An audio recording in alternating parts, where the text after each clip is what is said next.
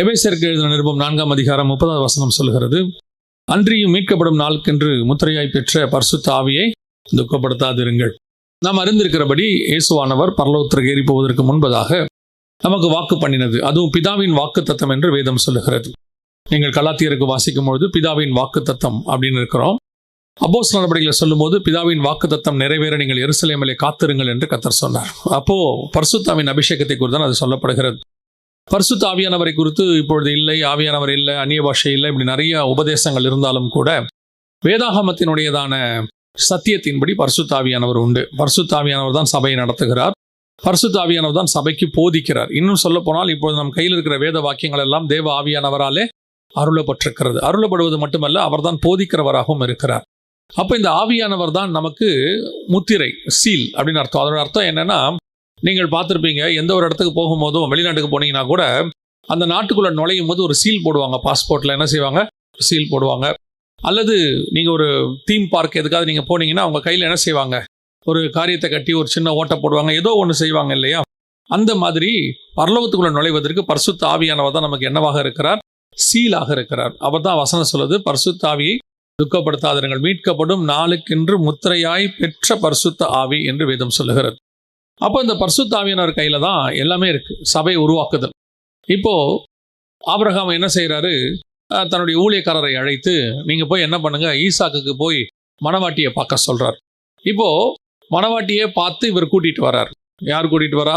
ஊழியக்காரர் கூட்டிட்டு வர்றார். இந்த ஊழியக்காரருடைய கன்ஃபர்மேஷன் தான் ரெபேக்காளையும் ஈசாக்கையும் இணைக்கும். ஊழியக்காரர் என்ன கொடுக்கணும், அந்த கன்ஃபர்மேஷன் கொடுக்கணும்.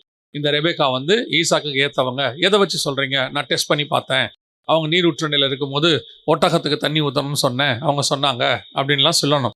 அதற்கு பிறகு அவங்க வீட்டுக்கு போனேன், அவங்க வீட்டில் என்ன நடந்தது, இந்த காரியங்கள்லாம் நடந்தது, கடகம் போட்டேன். அதுக்கு பிறகு லாபான் ஒரு வாக்குத்தத்தம் பண்ணார், இந்த மாதிரி உன் சத்துரின் வாசல்களை சோதரி, இந்த மாதிரி எல்லா காரியத்தையும் சொன்னாதான் ஆபிரகாமுக்கு என்னவாகும், உத்தரவாதம் வரும். ஆமாம், கரெக்டு, நம்ம ஊழியக்காரர் கரெக்டான மணவாட்டியை தேர்ந்தெடுத்திருக்கிறார். அப்போ அந்த ஊழியக்காரருடைய பார்ட் ரொம்ப இம்பார்ட்டன்ட். மணவாட்டியை கொண்டு போய் மணவாளன்கிட்ட சேர்க்கிற வரைக்கும் அந்த ஊழியக்காரருடைய பார்ட். இதே மாதிரி தான் எஸ்தரை கொண்டு போய் நேராக ராஜா கிட்ட கொடுக்க மாட்டாங்க. யார் கையில் கொடுப்பாங்கன்னா ஏகாங்கிற ஒரு கையில் தான் ஒப்படைப்பாங்க. அந்த ஏகா தான் என்ன பண்ணுவார்னு கேட்டிங்கன்னா, எஸ்தரை ரெடி பண்ணுவார். ஒரு வருஷம் அவங்க என்ன பண்ணுவார், 7 தாதி மாதர்களை வச்சு எஸ்தரை சுத்திகரித்து ராஜாவுக்கு ஏற்ற மாதிரி மாற்றுவாங்க. அதனால கடைசியாக பார்த்தா ராஜா எஸ்தரை எல்லாரை பார்க்கலாம் அதிகமாக நேசித்தான் அப்படின்னு. இந்த இடத்துக்கு வரணும்னா ஏகாவுடைய பார்ட் ரொம்ப இம்பார்ட்டன்ட். ஏகா இல்லாமல் எஸ்தரால் ராஜகுமாரத்தியை மாற முடியாது. அவர் தான் அங்கே ரெடி பண்ணணும்னு வச்சுக்கோங்க. இங்கே ஊழியக்காரன் இல்லாமல் ரெபேக்காளால் ஈசாக்கை சந்திக்கவே முடியாது. அவர் தான் சூஸ் பண்ணணும்னு வச்சுக்கோங்களேன். அதே மாதிரி தானியேலை கொண்டு போய் என்ன செய்வாங்கன்னு பார்த்தீங்கன்னு சொன்னால், நேரடியாக ராஜாவுக்கு இடத்துல கொலு மண்டபத்தில் கொண்டு போய் உட்கார வைக்க மாட்டாங்க. முதல்ல என்ன கொண்டு வாங்க பார்த்தீங்கன்னா, ஒருத்தர் கையில் போய் ஒப்படைப்பாங்க. பிரதானியின் கையில் இருக்கும், இங்கிலீஷில் ஈனோக்குன்னு இருக்கும். அவர் கையில் கொண்டு போய் ஒப்படைப்பாங்க. அவர் தான் ராஜாவுக்கு அந்த மந்திரியாக இருக்கக்கூடிய, தளபதியாக இருக்கக்கூடிய, அல்லது அந்த இடத்துல கவர்னராக இருக்கக்கூடியதான தானியேலை மாற்றுவதற்கான வேலையை யார் செய்வார்னா இவர் தான் செய்வார். இந்த பிரதானி தான் செய்வார். இவர் ரெடி பண்ணி தான் கொண்டு போய் கொடுப்பார். அதே மாதிரி தான் உங்களை என்னையும் பூமியிலிருந்து கர்த்தர் செலக்ட் பண்ணிட்டாரு. ஆனால் செலக்ட் பண்ண நம்மளை இன்னைக்கு வச்சு ஆவியானவர் தான் ரெடி பண்ணிக்கிட்டு இருக்கிறார். ஆவியானவருடைய கன்ஃபர்மேஷன் இருந்தால்தான் நீங்கள் நானும் மணவாளனை சந்திக்க போக முடியும். ஆவியானவருடைய கன்ஃபர்மேஷன் இருந்தால்தான் நாம் பிதாவின் வீட்டுக்குள்ளே நுழைய முடியும். ஆவியானவர் நமக்கு உத்தரவாதம் கொடுத்தால்தான் நம்மை பரலோகம் ஏற்றுக்கொள்ளும். ஸோ மீட்கப்படும் நாளுக்கென்று முத்திரையான பரிசுத்த ஆவி, பரிசுத்தாவின் அபிஷேகத்தை பெறுகிறோம். எல்லாருமே பரிசுத்தான அபிஷேகத்தை பெற்றவங்கள தான் நீங்கள் இருப்பீங்க. ஏன்னா சபைக்குள்ள வந்த உடனே இந்த பரிசுத்தாவின் அபிஷேகத்தை பெறதுல இருவேறு கருத்து இருக்கு. அதை மட்டும் நான் சொல்லிட்டு அதுக்கப்புறம் நம்ம செய்திக்குள்ள போயிடுவோம். இருவேறு கருத்துனா என்னன்னா, நீங்க ரட்சிக்கப்பட்ட உடனே ஆவியானவர் உங்களுக்குள்ள வந்துடுறாரு அப்படின்னு சொல்லி ஒரு சிலர் நம்புறாங்க. பரிசுத்த ஆவியானவரால் தான் நம்ம ரட்சிப்புக்குள்ளேயே வரோம், அவர் தான் நம்மளை ரட்சிப்புக்கு எதுவாக நடத்தினாரு. ஸோ பரிசுத்த ஆவியானவர் உங்களுக்குள்ள இல்லாட்டி இதெல்லாம் நடந்திருக்காது, தனியாக பரிசுத்தன அபிஷேகம் ஒன்று கிடையாது அப்படின்னு சொல்லுவாங்க. வேதத்திலேருந்து நான் 2 உதாரணத்தை சொல்லிடுறேன். முதலாவதாக 3.5 வருஷமாக 12 சீஷர்கள் பின்தொடர்றாங்க. எல்லாத்தையும் விட்டுட்டு பின்தொடர்றாங்க. ஆனால் பரிசுத்தாவின் அபிஷேகத்தை பெற்றாங்க நாங்கள் இல்லை. இயேசு சொல்றாரு, உன்னதத்திலிருந்து பலன் வருகிற வரைக்கும் நீங்கள் எருசலேமில் போய் என்ன செய்யுங்க, தங்கி இருங்கள் அப்படிங்கிறார். அப்ப இயேசு கூடவே நடந்தாலும், இயேசுக்கு பின்னாடியே வந்தாலும், இயேசு கூடவே தங்கினாலும் 3.5 வருஷம் இருந்தாலும் அவங்க இன்னும் என்ன பெறல, பரிசுத்தாவின் அபிஷேகத்தை பெறல. இன்னும் சொல்ல போனா உலகத்திலேயே பரிசுத்தாவினாலேயே பிறந்தவர் அவர் ஒருத்தர் மட்டும்தான் இருக்கிறாரு. பரிசுத்தாவின் அபிஷேகத்தால் நிரப்பப்பட்டவர் ஒருத்தர் தான் இருக்கிறாரு. அவர் கூட இருந்தே அவங்க என்ன பெறல, பரிசுத்தாவின் அபிஷேகத்தை பெறல. அதுக்கு அவங்க காத்திருக்க வேண்டியதாக இருந்துச்சு. ஒருவேளை இப்படி சொல்லுவாங்க, அதெல்லாம் இயேசு பரிசுத்த அபிஷேகத்தை கொடுக்குற வரைக்குங்க, அதுக்கப்புறம் இயேசுவின் காலத்துக்கு பிறகு சாதாரண பரிசுத்த எல்லாருக்குள்ளே வந்துடுறாரு. அப்படியும் இல்லை. தமஸ்குக்கு போகிற வழியிலேயே பவுல் என்ன செய்கிறாரு, இயேசுவை சந்திச்சார், சவுண்டை கேட்டுறாரு, சவுலே சவுலே நீ ஏன் என்னை துக்கப்படுத்துகிறாய் அப்படின்னு சொன்ன உடனே அங்கேயே ஆண்டவர் அவர் சவுலை சந்திச்சார். ஆனால் நேர்த்தருவில் போய் அவர் தங்கி இருந்து ஒரு வீட்டுக்குள்ளே இருக்கும் பொழுது அனனியா போய் அவர் மேலே என்ன செய்கிறாரு, பரிசுத்த அபிஷேகத்தை அவர் பெற்றுக்கொள்கிறார் என்று சொல்லி நாம் பார்க்கிறோம். ஏன் அப்போ பரிசுத்த அபிஷேகம் அதுக்கப்புறம் வந்துருச்சு, ஆவியில் அவங்க இருந்து நியாய தீர்ப்பு கொடுக்குற அளவுக்கு மாறிட்டாங்க பேதுருவெல்லாம் அனனியா சப்பீராளுக்கு. இது அதுக்கப்புறம் நடக்கிற சம்பவம். அப்போ பரிசுத்தவனுடைய ஆளுகை இருக்கு, ஆனாலும் ரட்சிக்கப்பட்ட உடனே ஆவியானவர் உள்ளே வரல. ஒரு நாள் வருகிறது, கரெக்டாக உள்ளே வருகிறார் ஆவியானவர். அதனால எதுக்கு உங்களுக்கு என்ன சொல்ல வரேன்னா, பரிசுத்தாவின் அபிஷேகம் என்பது அவசியம், கட்டாயம் பெற வேண்டும். திருச்சபைக்குள்ளே வந்த பிறகுதான் அது கிடைக்கும். ஆண்டவர் ஏற்றுக்கொள்ளப்பட்ட பிறகு, நான் சொல்றது கட்டடத்துக்குள்ள அல்ல, கர்த்தருக்குள் வந்த பிறகுதான் அது கிடைக்கும். ஸோ பரிசுத்தாவியானவர் நமக்குள்ள வந்துடுறாரு. நம்ம எல்லாம் ஆவிக்குரிய சபையாக இருக்கிறோம். இன்னைக்கு ஆவிக்குரிய சபைகள் என்று சொல்லக்கூடியவர்கள் எல்லாருமே இருக்கிறோம். பரிசுத்தாவியானவர் விசுவாசிக்காத ஒரு கூட்டம் இருக்கு, ஆனால் பெரும்பான்மையானவர்கள் பரிசுத்தாவியானவரை விசுவாசிக்கிறார்கள். அப்படி விசுவாசிக்கும் பொழுது இந்த பரிசுத்த ஆவியை நமக்குள்ள ஆண்டவர் கொடுத்திருக்கிறாரு. வசனம் சொல்லுது, அவரை துக்கப்படுத்தாதபடி பார்த்துக்கோங்கன்னு இருக்கிறது. எப்போ வரைக்கும்? அவர் வருகிற வரைக்கும், அல்லது இவர் கொண்டு போய் நம்மளை அவங்ககிட்ட ஒப்படைக்கிற வரைக்கும். இப்போ உங்ககிட்ட ஒரு கேள்வி கேட்கிறேன், ஆவியானவர் உங்களுக்குள்ள துக்கத்தோடு இருக்கிறாரா, சந்தோஷமாக இருக்கிறாரா? துக்கத்தோடு இருக்கிறாரா, சந்தோஷமா இருக்கிறாராங்கிறது உங்களுக்கு தான் தெரியும், உங்க கூட இருக்கிற ஆவியானவருக்கு தான் தெரியும். நமக்குள்ள வேதம் சொல்லுது துக்கப்படுத்தாதபடி. இந்த எபேசியர் 4:30 எவ்வளவு அழகா எழுதுறா பாருங்களேன். மீட்கப்படும் நாளுக்கென்று முத்திரையாய் பெற்ற பரிசுத்த ஆவியை துக்கப்படுத்தாதிருங்கள். ஏன்னா உள்ளுக்குள்ள வந்து இருக்கிறார். ஏன்னா ஆவியானவர் சாதாரணமான விஷயமே கிடையாது. பரிசுத்த ஆவியானவர், அவருக்கு பேரு என்னது? பரிசுத்த ஆவியானவர். நீங்க பார்த்திருப்பீங்க முந்தியெல்லாம், இப்போ கொஞ்சம் மாறிடுச்சு. முந்தியெல்லாம் பார்த்திருப்பீங்க, இந்த ரோட்ல ட்ரைனேஜ் கிளீன் பண்றவங்களை பார்த்திருப்பீங்க. அந்த பெரிய சம்புக்குள்ள இறங்கி கிளீன் பண்ணுவாங்க. நான் சின்ன குழந்தையா இருக்கும் போதெல்லாம் உள்ள முங்கி போய் கிளீன் பண்ணிட்டு வரவங்களாம் இருப்பாங்க. அவர்களும் மனுஷர்கள் தான். அவர்களுக்கு எவ்வளவு வேதனை இருக்கும், அந்த நேரத்தில் எவ்வளவு கஷ்டம் இருக்கும், எவ்வளவு துர்நாற்றம், எல்லாத்தோடு கூட சகிச்சுக்கிட்டு அவங்க என்ன பண்ணுவாங்க, ஒரு அந்த இடத்த கிளீன் பண்ணணும், இல்லைன்னா அந்த ஏரியாவே என்னவாயிரும், நாசமா போயிடும். அந்த ஜனங்களுக்காக அவர் என்ன பண்ணுவாங்கன்னா, அந்த ஒருத்தர் உள்ள போயிட்டு வருவார். அது எவ்வளவு பெரிய தியாகம் பாருங்க. அதுல செத்து போனவங்களாம் இருக்காங்க, உள்ள அந்த இது அடைச்சு அப்படியே செத்து போனவங்களாம் இருக்கிறாங்க. அவ்வளோ பெரிய தியாகம் அது. அந்த தியாகத்திலிருந்து லட்சம் மடங்கு கோடி மடங்கு பெருசுதான் ஆவியானவர் உங்களுக்குள்ளேயும் எனக்குள்ளேயும் வாசம் பண்ணுவது. அது ஒரு 10 பேருடையதான கழிவுகளுக்குள்ள அவங்க போயிட்டு வராங்க. நம்முடைய ஜென்ம சுபாவத்தில் இருக்கிற பாவத்துக்குள்ள ஆவியானவர் வாழ்ந்து கொண்டு இருக்கிறார். அவர் அப்படியே உள்ள அந்த நாத்தத்துக்கு நடுவில் உட்கார்ந்து இருக்கிறாரு. இன்னும் சொல்ல போனா, நீங்க ரத்தத்தால கழுவப்பட்டு சுத்தமாயிட்டீங்க, பழையது கிளீன் ஆயிடுச்சு, பழைய ட்ரைனேஜ் அவர் கிளீன் பண்ணிட்டு போயிட்டாரு. ஆனா புதுசா கழிவுகள் வந்து விழுந்துகிட்டே இருக்கும். ரட்சிக்கப்பட்ட பிறகு நம்ம கிட்ட பாவம் இல்லைன்னு சொல்ல முடியுமா? பாவம் இல்லை என்று சொல்லுவோமானால் நாம நம்ம என்ன செய்யறோம்? பைபிள் சொல்லுது, யோவான் எழுதுறாரு. அப்ப நல்லா கவனிச்சுக்கொள்ளுங்க, நமக்குள்ள இன்னும் அந்த பாவம் இருக்கு. அப்ப இந்த ஆவியானவர் என்ன பண்ணுவாரு, இன்னும் உட்கார்ந்து அதை சரி பண்ணிட்டே இருப்பாரு. ஆனா சரி பண்ணிட்டே இருக்கும் பொழுது அவர் துக்கத்தோட சரி பண்றாரா? அவர் சரி பண்றதுக்கு தான் இருக்கிறார். ஏன்னா வசனம் தெளிவா சொல்லுது, யோவான் 16 அவர் பாவத்தை குறித்தும் நீதியை குறித்தும் நியாயத்தீர்ப்பை குறித்தும் உலகத்தை கண்டித்து உணர்த்துவார். அவருடைய வேலையே அதுதான், கிளீன் பண்றது தான். ஆனால் கிளீன் பண்ற ஆவியானவர் உங்களுக்குள்ள எனக்குள்ளேயும் சந்தோஷமா கிளீன் பண்றாரான்றதான் கேள்வி. வீட்டில் வேலை இருக்கும், நிறைய பார்த்தீங்கன்னா சகோதரிமார்கள் வீட்டு வேலையை எடுத்து போட்டு செய்வாங்க, எல்லா வேலையும் செய்வாங்க ரொம்ப. ஆனால் சந்தோஷமா செய்யறோமா துக்கமா செய்யறோமா அந்த வேலைங்கிறது தான் ரொம்ப முக்கியம். வேதம் சொல்லுது, துக்கப்படுத்தாதபடி பார்த்துக்கொள்ளுங்கள் அப்படின்னு இருக்கு. அப்ப இந்த வசனத்தை காலையில் தியானிச்சுட்டே இருக்கும்பொழுது ஆவியானவர் உணர்த்தின ஒரு காரியம், நான் எப்பெல்லாம் துக்கப்படுறேன் தெரியுமா? நான் உனக்குள்ள இருந்து துக்கப்படுற காரியங்கள் உனக்கு தெரியுமா? நான் எப்பெல்லாம் துக்கப்பட்டுக்கிட்டு இருக்கிறேன், எல்லாருக்குள்ளேயும் அந்த காரியம் நான் துக்கப்படுற காலம் எப்போ இருக்கு தெரியுமா அப்படின்னு சொல்லி சில காரியங்களை கர்த்தர் உணர்த்தினார். வாசிங்க, ஆதியாகமத்தின் புஸ்தகம் 6ஆம் அதிகாரம் 7வது வசனத்தை வாசிங்க. அப்பொழுது கர்த்தர் நான் சிருஷ்டித்த மனுஷனை பூமியின் மேல் வைக்காமல் மனுஷன் முதற்கொண்டு மிருகங்கள், ஊரும் பிராணிகள், ஆகாயத்து பறவைகள் பரியந்தமும் உண்டாயிருக்கிறவைகளை நிகிரகம் பண்ணுவேன். நான் அவர்களை உண்டாக்கினது எனக்கு மனஸ்தாபமா இருக்கிறது. இதுதான் முதல்ல கர்த்தருக்கு மனஸ்தாபம் ஏற்படுச்சான். கர்த்தர் அப்பதான் என்ன செய்யறாராம், ரொம்ப வேதனைப்படுறாராம். நான் இவனை மனஸ்தான உண்டாக்கிட்டேனே நான் இப்படி. எனக்கு ரொம்ப ஆச்சரியமா இருந்துச்சு இந்த காரியத்தை கர்த்தர் சொல்லும் போது. ஏன் அப்படின்னு கேட்டீங்கன்னா, ஆதியாகமத்துல 3ஆம் அதிகாரத்துல ஆதாம் பாவம் செய்யறாரு. பாவம் செய்யும் போது கர்த்தர் துக்கப்பட்டாருன்னு இல்லை, மனஸ்தாபப்பட்டாருன்னு இல்லை, வேதனைப்பட்டாருன்னு இல்லை, கவலைப்பட்டார், எதுவுமே இல்லை அந்த இடத்துல. நீங்க போய் 3ஆம் அதிகாரத்தை வாசிச்சு பாருங்க. ஆதாம் கூட உட்காந்து பேசிக்கிட்டு இருப்பாரு. ஆதாமே நீ எங்கே இருக்கிறாய்? நான் விளக்கின கனியை நீ புசித்தாயோ? அப்புறம் நீ உன் மனைவியின் பேச்சை கேட்டபடியினால், இப்படின்னு சொல்லிட்டு ஆண்டவர் பேசிக்கிட்டே இருப்பாரு. அதுக்கப்புறம் ஆதாமை துரத்திட்டு காவல் வச்சாரு, இப்படின்னு இருக்கும். அதுக்கப்புறம் பாத்தீங்கன்னா ஏவாளுக்கு பிரசவம் பார்ப்பாரு, கர்த்தரால் ஒரு குமாரனை பெற்றேன், இப்படி இருந்துகிட்டே இருக்கும். இப்ப கர்த்தர் இந்த வார்த்தையை சொல்றாரு இல்லையா 6ஆம் அதிகாரத்துல. இந்த 6ஆம் அதிகாரத்துல கர்த்தர் சொல்லும் போது ஏறக்குறைய 1500 வருஷத்துக்கு மேல மாறிடுச்சு. 1500 1800 வருஷம் ஆயிடுச்சு. அந்த காலகட்டத்தில் தான் இது நடக்குது. இந்த காலகட்டத்தில் கர்த்தர் சொல்றாரு, நான் மனுஷனை உண்டாக்கினதுக்கு என்ன படுகிறேன்? மனஸ்தாபப்படுகிறேன், நான் ரொம்ப வருத்தப்படுறேன்பா, இப்படி ஒரு மனுஷனை உண்டாக்கிட்டேனே, என்ன காரணத்தினால இது நடக்குது, ஏன் அவர் இப்ப துக்கப்படுறாரு. ஆதாம் பாவம் செய்யும் போது கூட துக்கப்படாத தேவன் ஒரு இடத்தில் மனுஷனை பார்த்து துக்கப்படுகிறார். இப்ப எதனால அந்த துக்கம் அவருக்கு வருது அப்படின்னு சொல்லி நீங்க கவனிச்சு பாத்தீங்கன்னா, அந்த வசனத்துல அழகா இருக்குது. வாசிங்க, 6ஆம் அதிகாரம் ஆதியாகமத்தின் புஸ்தகம் 3வது வசன வாசி.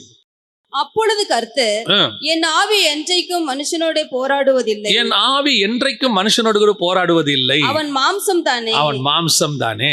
நல்லா கவனிங்க, கர்த்தருக்கு எப்போ மனஸ்தாபம் வருதுன்னா, இப்ப ஆதாம் பாவம் செஞ்ச உடனே அவனை மீட்கலான்னு அவருக்கு ஒரு நம்பிக்கை இருக்குது. ஏன்னா அவர் படைப்பின் கர்த்தர், சர்வ வல்லமை உள்ள தேவன். அவர் என்ன செய்யறாரு, அவன் மீட்கிறதுக்கான ஒரு ப்ராசஸ் ஸ்டார்ட் பண்ணிட்டாரு. அவன் தப்பு செஞ்ச உடனே அவனை தோட்டத்தை விட்டு அனுப்பிட்டு ஜீவ விருட்சத்துக்கும் அதுக்கு ஒரு காவலை உண்டாக்கி விட்டு அவனை திருப்பி மீட்க முடியும்ங்கிறத நம்பிக்கை கர்த்தருக்கு இருக்குது. ஸோ இப்போ அவருக்கு நம்பிக்கை போகல. இப்போ எப்படி இவனை காப்பாத்திரலாம், எப்படி இவனை கொண்டு வந்துடலாம் அப்படின்னு கர்த்தருக்கு அவன் மேல் நம்பிக்கை இருக்குது. ஆனால் ஒரு 1650 வருஷம் போகுது போகுது போகுது, பார்க்க அந்த மனுஷனை காப்பாற்ற முடியாதுங்கிற இடம் ஒன்று வருது. இவனை இனி மீட்க முடியாது, இனி இவன் அவ்வளவுதான், இவனை அழிச்சால் ஒழிய வேற வழியே கிடையாது அப்படிங்கிற இடம் வருது. சோ இப்ப இவர் ஆவியா இருக்கிறாரு. இந்த ஆவியான தேவன் மனுஷனோடு கூட போராடி போராடி பார்க்கிறாரு. இந்த மனுஷனோட போராட போராட போராட ஒரு இடத்துல கர்த்தருக்கு என்ன உண்டாகுது, மனஸ்தாபம் உண்டாகுது. இவனை காப்பாற்ற முடியாது, இவனை அழிக்கத்தான் வேணும். இதுதான் கர்த்தர் மனஸ்தாபப்பட்டது. நம்ம கிட்ட கர்த்தர் எத்தனை தடவை போராடிக்கிட்டு இருக்கிறார் யோசிச்சு பாருங்க. நான் ஒரு வசனத்தை வச்சு யோசிச்சு பார்த்தேன். ஆண்டவர் சொல்றாரு, எத்தனை தடவை மன்னிக்க வேண்டும் என்று கேட்டபோது எத்தனை தடவை மன்னிக்க சொன்னாரு, 770 தடவை. இந்த 770 தடவைங்கிறத நிறைய பேர் நிறைய இன்டர்பிரேஷன் கொடுக்குறாங்க. 770னா என்ன அப்படின்னா 770 தடவை மன்னிக்க சொன்னார் ஒரு நாளைக்கு அப்படின்னு சொல்லி.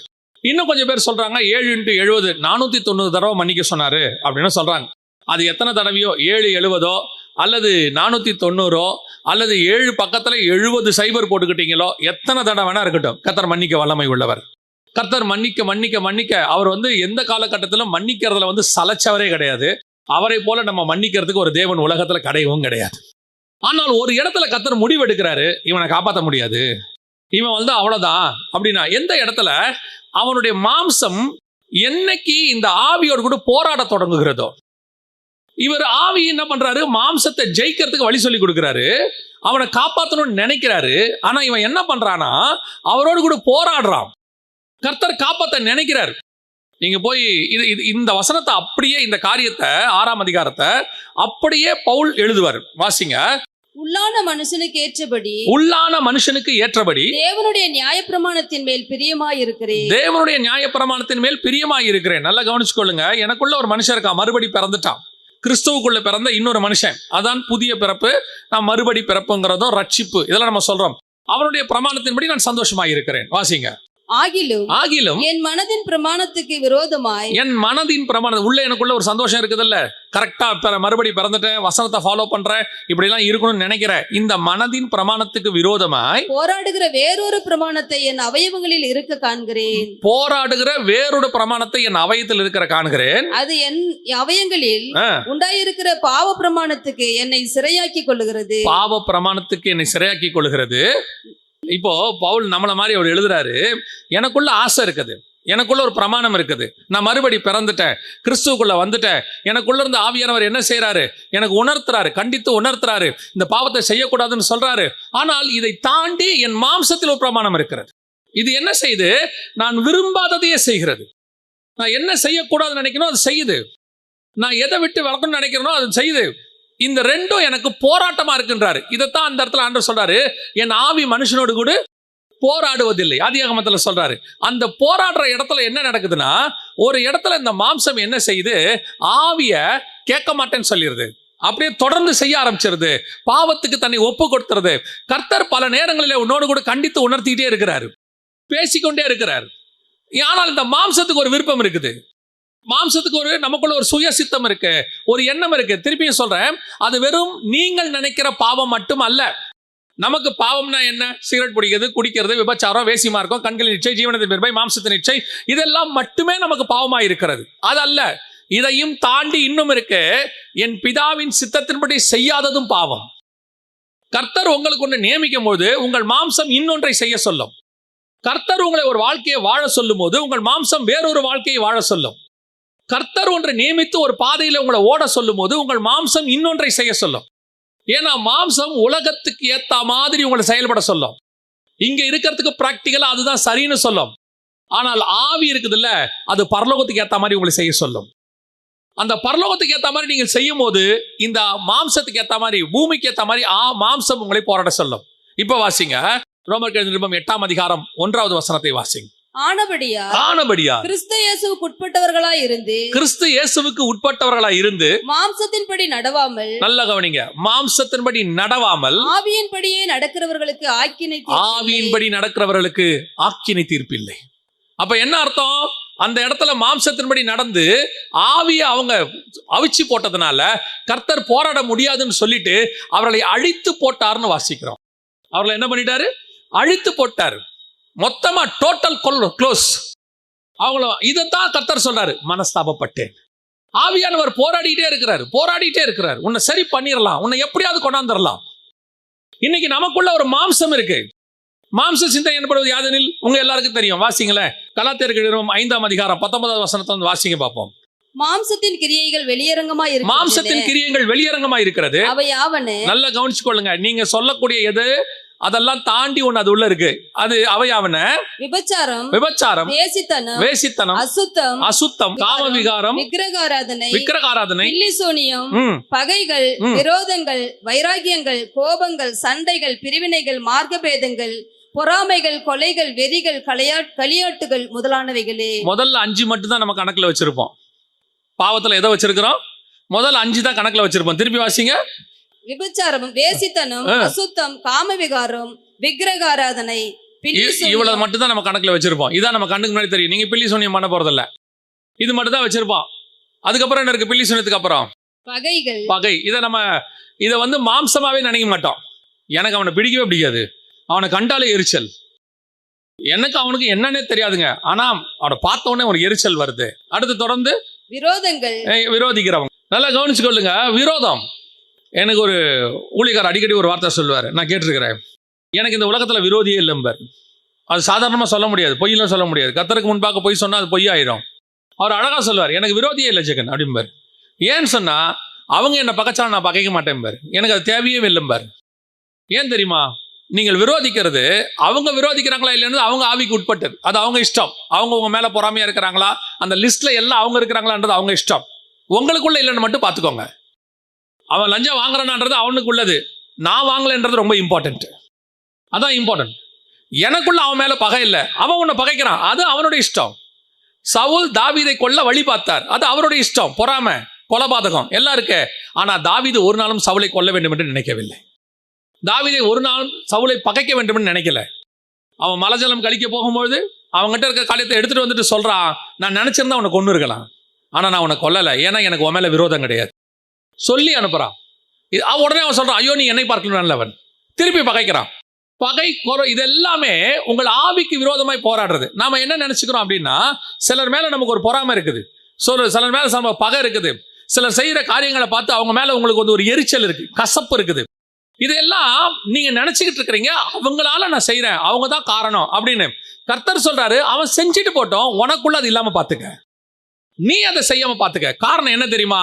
அவன் செஞ்சதுக்கு ஆக்கின தீப்ப அவன் அடைப்பான், ஆனா உனக்குள்ள அது வந்துருச்சுன்னு வச்சுக்க, அது உன்னை ஒரு நாள் கொன்று போடும். உன் ஆவியும் உன் மாம்சமும் போராட தொடங்கும். சில நேரத்தில் என்ன பிரச்சனை தெரியுமா? இப்போ ஒரு உதாரணத்துக்கு நான் சொல்றேன். அப்சலோம் கூட அகிதாபேல் போய் சேர்ந்து கொள்வார். அகிதாபேல் யாருன்னு கேட்டீங்கன்னா, இந்த தாவீது, பத்சேபால், உரியா இருக்காங்கல்ல, அவங்களுடைய சொந்தக்கார ஃபேமிலி. ஸோ இப்போ இவருக்கு வந்து தாவீது மேல ஒரு வெறி இருக்கு, அல்லது ஒரு கோபம் இருக்கு. ஆனா ராஜா ஒன்றும் பண்ண முடியாது.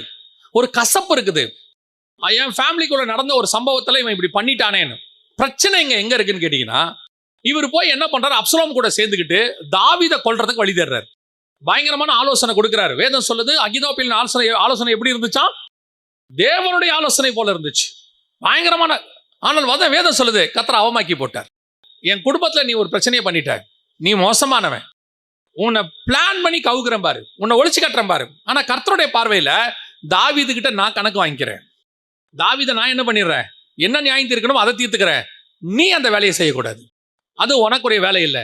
கடைசியில பாருங்க, தாவீதை கர்த்தர் பழி வாங்கிட்டார். நியாயப்பிரமாணத்துக்கு ஏற்ற மாதிரி அந்த குழந்தையை கொன்று போட்டாருன்னு வசனம் சொல்லுது. அப்சலோமையும் கொண்டு போட்டாரு, அதுவும் இருக்கு. தாவீதை நியாயம் தீர்த்துட்டாரு.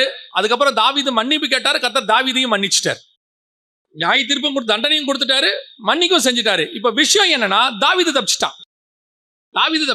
மாட்டினது யாரு? அகிதாப்பேல். இந்த அகிதாப்பேல் மேலதான் பல நேரத்துல நீங்களும் நானும் இருக்கிறோம். கர்த்தர் சொல்றாரு, மாம்சத்தின் கிரியை உனக்குள்ள வெளிப்படுது. கோபம் இருக்கு, மூர்க்கம் இருக்கு, உன் கோபத்துக்கு நியாயம் இருக்கு. நீ சொல்லும் போது சொல்ற, எனக்கு நியாயம், அவங்க இப்படி பண்ணது தப்பா இல்லையாங்க, அப்ப எனக்கு கோபம் வருமா வராதா? கர்த்தர் சொல்றாரு, நியாயம் இருக்கு, கோவப்படாத.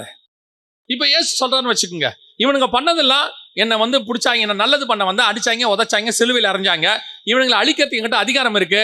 இப்ப நான் அழிக்கிறதுக்கு என்கிட்ட அதிகாரம் இருக்கு, நியாயம் இருக்கா இல்லையா என் பக்கம்? ஆண்டவர் உலகமே சொல்ல, ஆமா நியாயம் இருக்கு, நீங்க இஸ்ரவேலை அழிச்சு போடலாம், தப்பே கிடையாது, அவ்வளவு நியாயம் இருக்கு. ஆனா ஆண்டவர் சொல்றார், நான் செய்ய மாட்டேன், நான் செய்தால் நான் மாம்சமாக இருப்பேன். இன்னைக்கு நமக்குள்ள கர்த்தர் அதான் எக்ஸ்பெக்ட் பண்றார். இயேசு கிறிஸ்துவினுடைய சுபாவம் குமாரனின் சாயலுக்கு ஒப்பாய் மாற வேண்டும் என்று ரோமர் 8:29 சொல்லுது. அதனுடைய அர்த்தம் என்ன? என் ஆவியோடு கூட நான் இசைந்து போகுதல். ஆவியானவர் ஆப்போசிட்டா சில நேரத்தில் உங்கள்கிட்ட பேசுவார். நீங்க ஒரு தீர்மானம் எடுத்து அது உலக பிரகாரமா கரெக்டா இருக்கும், நியாயமா இருக்கும். ஆண்டவர் சொல்றார், வேணாம் விட்டுரும்பார், இது உனக்கு வேண்டாம், நீ பண்ணு உன் வேலையை. ஏன்னா அது உன் தரிசனம், உன் அழைப்பும், உன்னுடைய காரியத்துக்கு அது ஓடுறதுக்கு தடையா இருக்கும். நீ இங்க மாம்சத்தோடு செயல்பட்டு இந்த உலகத்துல நீ நியாயவான், புத்திமான் அல்லது ரொம்ப நல்லவன்னு பேர் வாங்கறதுக்கு இங்க வரல. பரலோகத்துல பிதாவாகிய தேவனுக்கு முன்பாக உண்மையும் உத்தமன்னு பேர் வாங்க நீங்களான வந்திருக்கிறோம். இந்த வேலையை ஆவியானவர் நமக்குள்ள செஞ்சுக்கிட்டே இருப்பாரு. ஒரு இடத்துல ஆண்டவர் சொல்றாரு, நான் சொல்றேன், ஆனா உன் மாம்சத்தை விட்டு நீ வெளியே வர மாட்டேங்கிற, அது போராடிக்கிட்டே இருக்கு என் கூட உட்காந்துக்கிட்டு, நான் சொல்ல சொல்ல சொல்ல நீ கேட்கவே மாட்டேங்கிற. ஆண்டவர் சொல்றாரு, என் ஆவி மனுஷனோடு கூட போராடுவதில்லை. சில நேரங்களில் கர்த்தர் திருப்பியும் சொல்றேன், இது பாவத்துக்காக மட்டும் சொல்லப்பட்டதல்ல, இது பாவத்துக்கும் பொருந்தும். சில பாவங்களை கர்த்தர் விட சொல்றாரா, விடுங்க, ஒன்றும் தப்பு கிடையாது. அப்படி ஒருவேளை நான் என்னுடைய அனுபவத்துல இருந்து உங்களுக்கு சொல்றேன், அந்த பாவத்தை உங்களால விட முடியாத அளவுக்கு நீங்க அடிக்ட் ஆயிருப்பீங்க, நான் இருந்திருக்கேன், அடிக்ட் ஆயிருப்பீங்க. அப்போ கர்த்தர் உங்ககிட்ட எக்ஸ்பெக்ட் பண்றது ஒண்ணுதான், நீங்கள் விட முடியாட்டியும் பரவாயில்ல, போய் முழங்கால் போட்டு அறிக்கை பண்ணுங்க முதல்ல. இப்படி ஒரு தகப்பன்ட்டையோ அல்லது ஒரு டாக்டர் கிட்டையோ ஒரு நோயாளி சொல்ற மாதிரி சொல்லுங்க, என்னால இதை விட முடியல, ஆனா எனக்கு ஆசை இருக்குது, நான் இதுல இருந்து வெளியே வரணும்னு நினைக்கிறேன், எனக்கு உதவி செய்யுங்கப்பான்னு கேளுங்க. நான் பரலோகத்தை முன்னிட்டு தேவனுக்கு முன்பாக சொல்லுகிறேன், அதுல இருந்து விடுதலை ஆவதற்கு கர்த்தர் உதவி செய்வார். எப்படி விடுதலை ஆக்கினார் உங்களுக்கு தெரியவே தெரியாது, ஆனால் நீங்கள் விடுதலை ஆவீர்கள். ஏன்னா வேதம் சொல்லுது, மனுஷனால முடியாததுக்கு தான் ஆவியானவர் வந்திருக்கிறார். ஆவியானவருக்கு பேரே விடுதலையின் ஆவியானவர். மனுஷகுமாரன் விடுதலை ஆக்கினால் மெய்யாகவே நீங்கள் விடுதலை ஆவீர்கள். நான் உடனே பாவம் ஈஸி தான், ரொம்ப தட்டி விட்டு போயிடலாம் இல்ல, கஷ்டம். நிறைய நேரங்கள்ல சில பாவங்களை விடுவது கஷ்டம். ஏன்னா அது சின்ன வயசுல நமக்குள்ள வந்திருக்கோம், சிந்தனையில இருக்கும், நம்முடைய மாம்சத்தை முழுவதுமாக ஆளுகை செஞ்சிருக்கோம். நான் நினைக்கிறேன் விட முடியல. கர்த்தர் சொல்றாரு, உன்னால முடியும். அதுக்கு ஒண்ணு நீ செய்ய, அந்த பாவத்தோடய போ ஆண்டவர்கிட்ட, குஷ்டரோகியோடய போ, பாவியாவே வா. ஆனால் அந்த இடத்துல மட்டும் ஆண்டவர் ஒரு கேள்வி ஒண்ணு கேட்பாரு, நீ சுகமடைய விரும்புகிறாயா? அந்த கேள்வி அவர் கேட்பாரு. அந்த கேள்விக்கு மட்டும் ஆமான்னு சொல்லுங்க. தேவ சமூகத்துல போய் உட்காந்து சொல்லுங்க, நான் விடுதலையாக விரும்புகிறேன். அறிக்கை பண்ணுங்க, முழங்கால் போட்டு ஆண்டவர்கிட்ட சொல்லுங்க, ஆண்டவரே என் மாம்சத்திலிருந்து நான் விடுபடுறேன். இந்த வார்த்தையை நீங்க சொல்லும் போதே மாம்சத்தை ஜெயிக்க ஆசைப்படுறீங்கன்றத நீங்க அறிக்கை பண்ண ஆரம்பிச்சிட்டீங்க. முழு இருதயத்தோட சொல்லணும். சொல்ல ஆரம்பிச்சீங்கன்னா உங்க ஆவியானவர், உங்களுக்குள் இருக்கிறவர், அந்த மாம்சத்தை மேற்கொள்வதற்கு அதிகாரம் கொடுப்பார். இப்ப என்ன தெரியுமா நடக்கும்? கர்த்தர் உங்களை உண்டாக்கினதுக்கு மனஸ்தாபப்பட மாட்டார், உங்களை உண்டாக்கினதுக்கு சந்தோஷப்படுவார். ரெண்டையும் நீங்க செய்யலாம். ஆவியானவரை சந்தோஷமா படுத்தலாம், ஆவியானவர் என்ன பண்ணலாம்? துக்கமும் படுத்தலாம். அப்ப நல்லா கவனிச்சு கொண்டீங்கன்னா, கர்த்தர் உங்கள் மாம்சத்தை ஜெயிக்க வேண்டும் என்று விரும்புகிறார், நீங்க ஜெயிக்கணும்னு விரும்புகிறார். அந்த ஆவியை நீங்க ஜெயிக்க கூடாது, ஆவி உங்க மாம்சத்தை ஜெயிக்கணும். முதலாவதாக ஆவியை துக்கப்படுத்தாதிருங்கள். இரண்டாவது கர்த்தர் எங்க அவர் துக்கப்பட்டார்? வாசிங்க 1 சாமுவேலின் புஸ்தகம் 15ஆம் அதிகாரம் 11வது வசனம் வாசி. நான் சவுலை ராஜாவாக்கினது எனக்கு மனஸ்தாபமாய் இருக்கிறது. அவன் என்னை விட்டு திரும்பி என் வார்த்தைகளை நிறைவேற்றாமல் போனான் என்றார். என் வார்த்தைகளை. இரண்டாவது கர்த்தர் எப்ப மனஸ்தாபப்படுறார் தெரியுமா? இப்ப கர்த்தர் தான் சவுலை ராஜாவாக அபிஷேகம் பண்ணார். யோசித்து பாருங்க, ஜனங்கள் ராஜா கேட்கிறாங்க. ராஜா கேட்கும் போது கர்த்தர் சொன்ன வார்த்தை, சாமுவேல் ரொம்ப துக்கமா இருக்கிறார். இந்த காரியம் சாமுவேலுக்கு துக்கமா இருந்தது. இப்போ கர்த்தர் சொன்ன வார்த்தை, அவர்கள் உன்னை அல்ல என்னை தள்ளினார்கள். நான் ராஜாவா இருக்காதபடி என்ன பண்ணிட்டாங்க? ஸோ கர்த்தருக்கு அதுவும் துக்கமா தான் இருக்கே. என்னடா இவனுங்க என்ன ராஜாவா இருக்காதபடி தள்ளிட்டாங்களே. சரி, அவங்க என்ன கேட்கறாங்க? ஒரு ராஜாவை கேட்கறாங்க. சரி கொடுத்துருவோம் அப்படின்ட்டு கொடுத்துட்டார். இப்ப ராஜாவை கர்த்தர் யார் கொடுத்தாங்கன்னா கர்த்தர் தான் கொடுத்தாரு. சமஸ்த இஸ்ரவேலிலே சவுலை போல ஒரு உயரமான ராஜா கிடையவே கிடையாதான். நல்ல டேலண்டட் ஃபெலோ, ரொம்ப நல்லவன் அவன். ஆரம்பத்தில் பார்த்தீங்கன்னா அவனை மாதிரி நல்லவனை நீங்கள் பார்க்கவே முடியாது. ரொம்ப நல்லவன் தான், அதில் மாற்று கருத்தே இல்லை. கர்த்தர் கெட்டவனை செலக்ட் பண்ணி கொடுக்கல, நல்லவனை செலக்ட் பண்ணி கொடுத்தாரு. ஆண்டவர் என்ன செய்யறாருன்னு எல்லாம் கவனிச்சிங்கன்னா, இவங்க ராஜா கேட்டவொன்னே அவருக்கு என்ன பண்ணணும்? கோவப்படணும். என்ன கோவப்படணும்? என்ன தள்ளிட்டு நீங்கள் ஒரு ராஜா கேட்குறீங்களா? கொடுக்குறான், வாங்க உன்னை நாசமாக்க போகிறான் அப்படி தானே சொல்லணும். ஆனால் கர்த்தர் அப்படி கொடுக்கல, தி பெஸ்ட் ராஜாவை கொடுத்தாரு. ஆனால் சொல்கிறாரு, அந்த ராஜாவுக்கு சில மனுஷனுக்கே ஒரு சுபாவம் கொஞ்சம் இருக்கு, அதெல்லாம் அவன் செய்வான்றதையும் சொல்லிடு. என்ன சொல்லிடு? அந்த சுபாவத்தை செஞ்சிரு. ஆனால் நான் தி பெஸ்ட் கிங்கை கொடுக்குறேன், நல்ல ராஜாவை கொடுக்குறேன் அப்படின்னு சொல்லிட்டு சவுலை கொடுக்குறாரு. சவுல் நல்ல ராஜா, மாற்று கருத்தே கிடையாது. ஆரம்பத்தில் பார்த்தீங்கன்னா அவன் ரொம்ப பெஸ்ட். ஆனால் ஒரு இடத்துல கர்த்தர் சொல்றாரு, சவுலை ராஜா வைக்கிறது எனக்கு எப்படி இருக்கிறது? மனஸ்தாபமா இருக்கு, துக்கமா இருக்குது. ஏன், என்ன நடந்துச்சு அப்படின்னா அடுத்த வார்த்தை சொல்றாரு. வாசிங்க அந்த வசனத்தை திருப்பி வாசிங்க, 15-11 வாசிங்க. நான் சவுலை ராஜா வைக்கிறது எனக்கு மனஸ்தாபமா இருக்கிறது. நான் சவுலை ராஜா வைக்கிறது எனக்கு மனஸ்தாபமா இருக்கிறது. அவன் என்னை விட்டு திரும்பி என் வார்த்தைகளை நிறைவேற்றாமல் போனான். என் வார்த்தைகளை நிறைவேற்றாமல் போனான். அப்ப என்ன வார்த்தையை நிறைவேற்றாம போனா அப்படின்னு அந்த சம்பவத்தை படிச்சு பார்த்தீங்கன்னு சொன்னா, அமலேக்கிய ராஜாவை கர்த்தர் வந்து கொல்ல சொல்றாரு. அமலேக்கிய ராஜா மட்டும் இல்ல, அவங்ககிட்ட இருந்து எந்த பொருளையும் எடுக்காத, எல்லாத்தையும் கொன்னுடு அப்படிங்கிறார், எல்லாத்தையும் க்ளோஸ் பண்ணிடு அப்படிங்கிறார். இது கேட்கறதுக்கு கொஞ்சம் கர்த்தருடைய வார்த்தை. ஆனால் இவர் போய் என்ன பண்றாரு? ராஜாவையும் ஆடு மாடையும் வச்சிடறாரு. யாரு வச்சிடறாரு?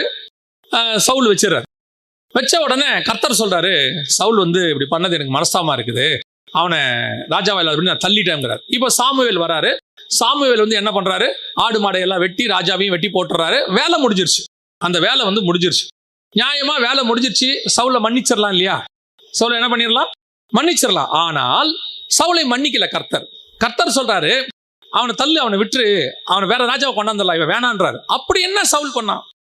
சரி, அவன் ஆடு மாடு மேல ஒரு ஆசைப்பட்டான். எத்தனை பேரை மன்னிச்சிருக்கிறார்? எத்தனை பேர் ஆண்டவர் மன்னிச்சிருக்கிறார்? அப்படி இருக்கும்போது ஏன் சவுலை மட்டும் மன்னிக்கல? ஏன் அவனை போட்டு தள்ளு அப்படின்னு சொல்லிட்டாரு? இதுமாதிரி ராஜா அவனை பத்தி பேசாத, அவனை தள்ளிடு. வசனம் சொல்லும், சவுலுக்காக சாமுவேல் துக்கமாக இருக்கும்பொழுது கர்த்தர் சொல்றாரு, எது வரைக்கும் நான் தள்ளின சவுலுக்காக நீ துக்கமாக இருப்ப? நீ வா, வேற ஒருத்தனை ராஜாவை நம்ம அபிஷேகம் பண்ணுவோம். அந்த அளவுக்கு சவுல் மேல கோபம் வரத்துக்கு என்ன காரணம்? அந்த அளவுக்கு சவுல் துக்கப்படுத்திட்டான். என்ன துக்கப்படுத்திட்டான்? வசனத்தை ஃபாலோ பண்ணாததா அப்படின்னா அதுக்கு பின்னாடி ஒரு மிக முக்கியமான கர்த்தருடைய விஷயம் ஒன்று இருக்கு. என்னன்னு கேட்டீங்கன்னா, யாத்ராகமத்தின் புஸ்தகம் 17ஆம் அதிகாரத்தை திருப்பி கொள்ளுங்க. யாத்ராகமத்தின் புஸ்தகம் 17ஆம் அதிகாரத்துல 2வது ஆஃப்ல இருந்து இருக்கும். நீங்க பாத்தீங்கன்னா 2வது பகுதியிலிருந்து அந்த காரியத்தை நீங்கள் பார்க்க முடியும். யாத்ராகம் 17ல இவங்க நடந்து வராங்க. வரும்போது அமலேக்கியர் என்ன செய்யறாங்க? 8வது வசனத்துல இருந்து அமலேக்கியர் வந்து என்ன செய்யறாங்க? ரெவிதீமில இஸ்ரவேலோட கூட யுத்தம் பண்றாங்க. அந்த யுத்தத்துல மிக முக்கியமான காரியம் நடக்குது. அங்க ஒரு தீர்க்க தரிசனம் கர்த்தர் சொல்றாரு. என்ன சொல்றாரு பாருங்க, 16வது வசனம் வாசிங்க. 16. அமலேக்கின் கை கர்த்தருடைய சிங்காசனத்துக்கு விரோதமாய் இருந்தபடியால் தலைமுறை தோறும் அவனுக்கு விரோதமாய் கர்த்தரின் யுத்தம் நடக்கும் என்று. கர்த்தருடைய யுத்தம் நடக்கும். இந்த யுத்தம் எப்ப முடிவுக்கு வரும்? 14வது வசனம் வாசிங்க. பின்பு கர்த்தர் மோசேயை நோக்கி, இதை நினைவு கூறும் பொருட்டு நீ ஒரு புஸ்தகத்தில் எழுதி யோசுவாவின் செவி கேட்கும்படி வாசி, அமலேக்கை வானத்தின் கீழெங்கும் இராதபடி நாசம் பண்ணுவேன் என்றார். அமலேக்கை வானத்தின் கீழ் இராதபடி நாசம் பண்ணுவேன் என்றார். இந்த தீர்க்க தரிசனம் நிறைவேறுகிறது எங்கன்னு கேட்டீங்கன்னா, சவுல் மூலமாக நிறைவேறணும். இந்த தீர்க்க தரிசனம் கர்த்தர் நிறைவேற்ற போறது யாருக்கிட்டனா சவுலை வச்சு. இப்போ கர்த்தர் இதை சொல்லும் போதே சவுல் பிளான்ல இருக்கான். அவன் பிளான், கர்த்தருடைய பிளான்ல யாருக்கா? சவுல் வந்துட்டார். இப்போ கர்த்தர் வந்து சொல்லிட்டாரு, இவனை ஒரு நாள் டோட்டலா பூமிக்கு இல்லாதபடி க்ளோஸ் பண்ணிடுவேன் அப்படின்ட்டு. நடந்தது என்ன?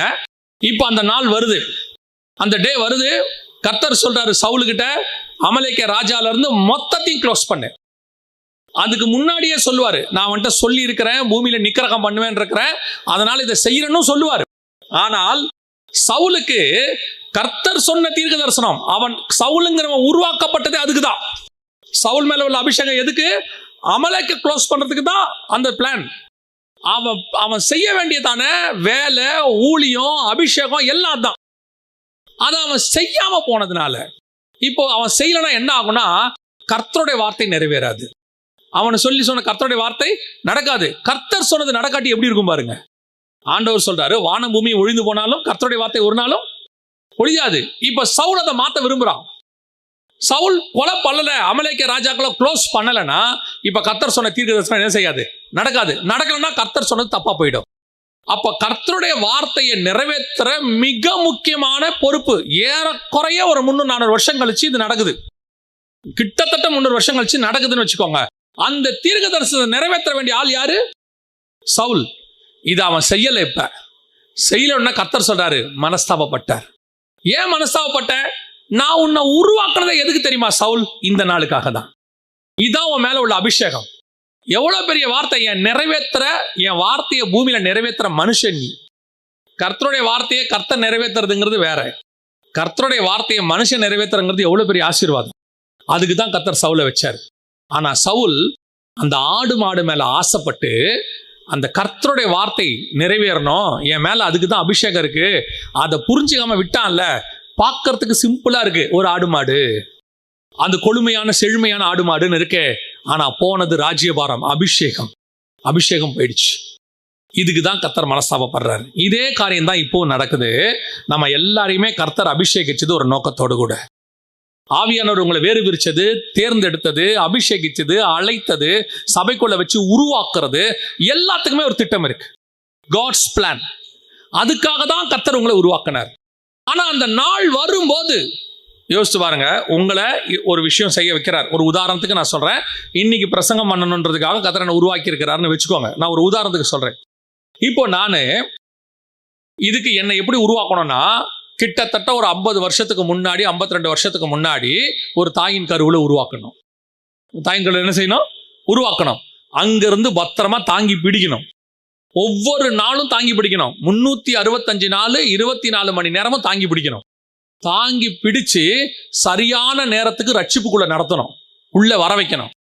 தேவனை அறிகிற அறிவுக்குள்ள வரணும், வந்து பரிசுத்த ஆவிக்குள்ள நிரப்பணும். இந்த பிரசங்கத்தை நான் பண்ணணும்னா இந்த பைபிளை நான் எத்தனை தடவை படிக்கணும்? இதுக்கு முன்னாடி பைபிளுடைய அறிவு எனக்கு வரணும். அதுக்கு என்னை கொண்டு போய் ஒரு சர்ச்சில் உட்கார வச்சு, அதுக்கு ஒரு ஊழியக்காரனை ஏற்படுத்தி, எனக்கு அதுக்கு பரிசுத்த ஆவியினர் கூட இருந்து வழி நடத்தி, இவ்வளவும் படிக்க வச்சு, இந்த பிரசங்கத்தை இன்னைக்கு பண்றதுக்கு 52 வருஷமா கர்த்தர் ப்ரிப்பேர் ஆகியிருக்கிறார். சொல்றது புரியுதா? நீங்க சொன்னீங்க தெரியுமா இங்கே வருவதுக்குன்னு சொல்லி, இதை நம்ம சாதாரணமா சொல்றோம்ல. ஆனால் இதுக்கு 52 வருஷம் பரலோகம் ப்ரிப்பேர் பண்ணியிருக்கேன்னு. எல்லாரையும் ப்ரிப்பேர் பண்ணுது. உங்களை பண்ணணும், என்ன பண்ணணும், தம்பி அதுக்கு உருவாக்கணும், எல்லாரையும் உருவாக்கணும். எல்லாரும் சேர்ந்து ஒரு மீட்டிங் நீங்க நடத்தணும். இதுக்கு ஒவ்வொருத்தரையும் ரெடி பண்ணிருக்கு. இவ்வளோ ரெடி பண்ணி வந்து பந்தலை போட்டு எல்லாம் வந்து உக்காந்துட்டு, தம்பி வந்து என்ன கூப்பிட்றாரு 10 மணிக்கு, அண்ணே மீட்டிங் ரெடி ஆயிடுச்சுண்ணே வாங்கினே அப்படின்னா, தம்பி கொஞ்சம் டயர்டா இருக்கு தம்பி, ஈவினிங் மீட்டிங் வரட்டுமா, காலையில நீங்களே பாடி முடிச்சிடுங்க அப்படின்னா, தம்பி என்ன பண்ணிடுவாரு? இதுக்கு மேல அவரை ஃபோர்ஸ் பண்ண முடியாதுன்ட்டு அவரும் வந்துடுவாரு, மீட்டிங்கை நடத்திடுவாரு. அங்க படுத்தோம்ல, அங்கேயே அபிஷேகம் முடிஞ்சிருச்சு, அங்கேயே வேலை முடிஞ்சிருச்சு. அங்க வந்து சொல்லுவார் சாமுவேல்கிட்ட, இன்னொரு ஆள்கிட்ட சொல்லுவாரு, அந்த பையன் அங்கேயே தூங்கட்டும், அவனை ரூம்லேயே வச்சு அடக்கம் பண்ணு, நம்ம வேற ஆள் அபிஷேகம் பண்ணிடுவோம். யாரை பண்ணுவோம்? கூப்பிட்டா ஓடி வந்து சொன்னபடி பிரசங்கம் பண்றாமல்ல, அவனை வர வச்சிருவோம். இதுதான் அங்கே நடந்துச்சு நம்ம காலத்தில். இப்போ நான் ஒரு எக்ஸாம்பிளுக்கு உங்களுக்கு சொன்னேன். பல நேரங்களில் கர்த்தர் நம்மை அப்படித்தான் வச்சிருக்கிறார். கர்த்தருக்கு ஒவ்வொரு விஷயமும் உங்களை கொண்டு செய்வது அவருடைய பிளான். ஆண்டவர் உங்களை எங்க போகணும், என்ன பண்ண வைக்கணும், உங்களை கொண்டு. இப்போ ஒரு உதாரணத்துக்கு சொல்றேன். நான் வர்றதுனால, இதுவும் உதாரணம் தான். நான் வர்றதுனால இங்கே ஒருத்தர் ரட்சிக்கப்படுறாருன்னு வச்சுப்போம். அவர் ஒரு நாள் ஊழியக்காரனாக மாறி ஒரு 2 லட்சம் பேர் 3 லட்சம் பேரை ரட்சிக்கிற பில்லிகிரகமா மாறிட்டாருன்னு வச்சுக்கோங்க. இவ்வளோ பெரிய பிளானை யார் கொலாப்ஸ் பண்றது? நான் பண்ணிடுவேன். ஆனா கர்த்தர் என்ன பண்ணுவாரு? எனக்கு பதிலாக இன்னொரு ஆள் சாமுவேலை வச்சு பேசி அவரை ரட்சித்துருவாரு, அதை ரெடி பண்ணிடுவாரு, அந்த பில்லிகிரகம் உருவாயிருவாரு, அது நடந்துரும். ஆனா இந்த பிளான்ல இருந்து யார் வெளியே போயிட்டா? நான் வெளியே போயிட்டேன். அதே மாதிரிதான் உங்களுக்கும் பொருந்தும். பல நேரங்களிலே கர்த்தர் நம்மளை அபிஷேகம் பண்ணது அவருடைய வார்த்தையை நிறைவேற்றுவதற்காக. ஏதோ விளையாட்டுக்காக ஆவியானவர் செய்யல. எப்போ உங்க மேல வச்ச அந்த பர்டிகுலர் பிளான் நீங்க அசட்டப் பண்றீங்களோ, எப்போ அதை விட ஆடு மாடுக்கு இம்பார்ட்டன்ஸ், உலகத்துக்கு, மனுஷனுக்கு, பணத்துக்கு, உலகத்துல உள்ள பொருளுக்கு, அல்ல உலகத்துல உங்க உள்ள, நம்ம போன பாயிண்ட்ல பார்த்தோமே நம்மளுடைய மாம்சம், அது சொல்லும். அதெல்லாம் முடியாது. சில நேரங்களிலே நம்ம நினைச்ச மாதிரி இருக்காது, நம்ம விரும்பின மாதிரி இருக்காது. கர்த்தர் நம்மளை ஆனா அழைத்து கொண்டு வந்த நோக்கம் என்னன்னு பார்க்கணும். அதுக்கு பின்னாடி தான் ஓடணும். அதுதான் நம்ம பிரதானம். சுத்தி இருக்கிற ஆடு மாடு, அமலேக்கிய மாடு, வெள்ளை பார்க்கறதுக்கு கொழுமையானவைகள், செழுமையானவைகள். கர்த்தர் உங்களை கொண்டு ஒரு காரியத்தை செய்ய நினைத்த போது, அபிஷேகித்திருக்கும் போது, அதை வேற எதுக்காகவும் நீங்கள் அசட்டை பண்ணுவீர்களானால் கர்த்தர் சொல்வாரு, இவனை ராஜாவாக்கினதுக்கு நான் மனஸ்தாபப்பட்டேன், இவனை ஊழியக்காரனாக்கினதுக்கு நான் மனஸ்தாபப்பட்டேன், இவனை இந்த அபிஷேகத்தை, இந்த காரியத்தை இவனுக்கு கொடுத்ததுக்கு நான் மனஸ்தாபப்படுகிறேன். காரணம் என்ன? உயிரே போனாலும் செய்யணும். அதை கர்த்தர் சொல்லிட்டாரா? No other words. முடிஞ்ச வரைக்கும் 99.99. ஒரு ஊழியத்துக்கு ஆரம்ப காலகட்டத்தில் ஊழியத்துக்கு போகும்பொழுது முதல் 2 நாள் மீட்டிங், முதல் நாள் மீட்டிங் போகும்போது ஆக்சிடென்ட் ஆயிடுச்சு. ஆக்சிடென்ட் ஆகிட்டு எனக்கு ஒன்றும் பெரிய அடியெலாம் ஒன்றும் இல்லை, எனக்கு மட்டும் கொஞ்சம் தலையில் வீங்கிருச்சு, மற்றபடி ஒன்றும் இல்லை. நான் மறுநாள் சொல்லிட்டேன் எனக்கு ஆக்சிடென்ட் ஆயிடுச்சு, நான் வர முடியாதுன்னு சொல்லிட்டேன். என்னை கூட்டிகிட்டு போனார் ஒருத்தர், அவர் தான் கூட்டிகிட்டு போனவர். அவருக்கு செம்ம அடியே, தலைகளை கை காலெல்லாம் அடி. அப்புறம் மறுநாள் ஊழியம் முடிஞ்ச உடனே அவர் எனக்கு ஃபோன் பண்ணார், பிரதர் மினிஸ்ட்ரிக்கு நீங்கள் ஏன் வரல அப்படின்னாரு. வரலையா? நீங்கள் போனீங்களான்னு கேட்டேன். நான் போனேன் பிரதர்னு. இல்லையே, உங்களுக்கு கை தலை எல்லாம் அடியாச்சேன்னு. அவர் சொன்னார், ஒரு நாள் தானே பிரதர், முடிஞ்சிச்சு, அட்ஜஸ்ட் பண்ணி போயிட்டேன், ஊழியத்தை முடிச்சிட்டேன், அப்போ இந்த வாரம் ஃபுல்லாக ரெஸ்ட் எடுத்துக்கலாம் பிரதர்னாரு. ஆவியானவர் சொன்னார், போக முடியாதவனே போயிட்டான், உனக்கு என்ன இப்ப? நீ உட்காந்தானே இருக்க, நீ காரணம் சொல்ற தலையில் அடின்னு, ஆனால் 7 இடத்துல அடிபட்டவன் அங்கே நிற்கிறான், நீ போக முடிஞ்ச ஆளு. அன்னைக்கு ஆவியானவர் நல்ல வேளை ஒரு எக்ஸ்கியூஸ் கொடுத்தாரு. இதான் லாஸ்ட். இன்னொரு வாட்டி உன்னால் போக முடிஞ்சு நீ போக முடியலன்னா உன் அபிஷேகத்தை பற்றி ரொம்ப கேர்ஃபுல்லாக இருந்துக்கோன்னு. அன்னையிலேருந்து இன்னைய வரைக்கும் முடிஞ்சிருச்சுன்னா 99% ஓடி போயிடுவோம். என்ன நினைப்பேன்னா, போய் அங்கே செத்தாலும் பரவாயில்ல, ஆனால் போக முடியல, வேற வழியில் படுத்துட்டோம்னா அது ஒன்றுமே செய்ய முடியாது, யாராலையும் ஒன்றும் செய்ய முடியாது, நம்ம படுத்துட போகிறோம், அவ்வளோதான். நமக்கும் தேவனுக்கும் உள்ளது தான். எதுக்கு சொல்ல வரேன்னா, கர்த்தர் நம்மளை அபிஷேகம் பண்ணது அந்த நாளுக்காக தான். கர்த்தர் அன்னிலேருந்து செலக்ட் பண்ணியிருக்கிறார். நம்மளை கொண்டு ஒரு சார்ட் போட்டு வச்சிருப்பாரு, இதை கொண்டு இவனை செய்யணும் அப்படின்னு நம்ம லைஃபுக்கு வச்சிருப்பாரு. ஏதோ 2 நாள் நல்லா செஞ்சுட்டு நான் தான் 2 நாள் நல்லா மினிஸ்ட்ரி பண்ணிட்டேனே, ஒரு 2 நாள் பரவாயில்ல, ஆண்டவர் பொறுத்துப்பாரு, அதெல்லாம் கிடையவே கிடையாது. அது நம்ம மேலே விழுந்த கடமை, டைம் டேபிள், அதை மொத்தமாக செஞ்சு முடிச்சு பரலோகத்தில் போய் தான் ரெஸ்ட்டு, அப்போ எடுத்துக்கலாம். இங்கே நிறைய பேர் அந்த அபிஷேகத்தை அசட்டை பண்ணுறது, நீங்கள் மீட்டிங்கை கேன்சல் பண்ணுறதுங்கிறது கர்த்தருடைய அபிஷேகத்தை அசட்டை பண்ணுறதுக்கான அர்த்தம். முடியலன்னு திரும்பி சொல்கிறேன், முடியலன்னா வேற, அது வேற விஷயம். ஆனால் கர்த்தர் உங்களை கொண்டு செய்ய நினைத்ததை யூ மஸ்ட் டூ, நீங்கள் செஞ்சே ஆகணும். அது என்ன வேணா அதுக்கு நீங்கள் காரணம் சொல்லலாம், பரலோகம் ஒத்துக்கவே. அந்த வேலையில் இங்கே கிடையாது. பல நேரங்களில் ரொம்ப முடியல, வேற வழியே கிடையாது, ஐசியூவில் இருக்காங்கன்னா நீங்கள் கூட இருந்தால் ஆகணும், வேற வழியே இல்லை. ஆனால் அதே நேரத்தில் ஒரு நாள் கர்த்தருக்கு கொடுத்துருக்க அழைப்பு, ஊழியம், நிறைய பேர் இந்த மாதிரி தங்களை அழைப்பை இழந்தவர்கள் இருக்கிறார்கள். சவுல் மட்டுமல்ல, எனக்கு தெரிஞ்ச நிறைய பேர் இருக்காங்க. நாம அந்த லிஸ்ட்ல இருக்கக்கூடாது. அந்த அபிஷேகம் போச்சுன்னா கர்த்தர் மனஸ்தாபப்படுவார். நான் மாற்றி சொல்கிறேன், ஆனால் அந்த நேரத்தில் நீங்கள் செஞ்சு பாருங்க, உங்கள் நிமித்தம் ஆவியானவர் சந்தோஷப்படுவார்.